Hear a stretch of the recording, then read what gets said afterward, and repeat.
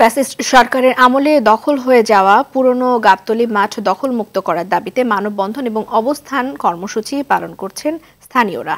সোমবার সকাল থেকে আশেপাশের এলাকার বেশ কয়েকটি শিক্ষা প্রতিষ্ঠানের শিক্ষক, শিক্ষার্থী এবং এলাকাবাসী এই কর্মসূচিতে অংশগ্রহণ করেন।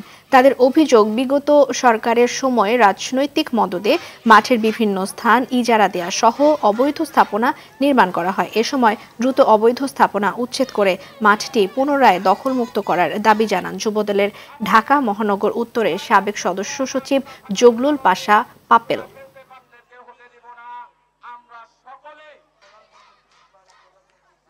আমি প্রশাসনের কাছে, ছাত্র সমাজের কাছে, আমার এই এলাকার জনগণের কাছে প্রশ্ন রেখে গেলাম আমার মিডিয়ার ভাই বোনের কাছে।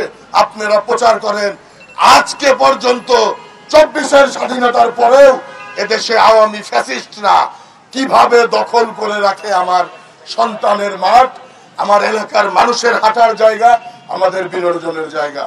সকলের সহযোগিতা চাই।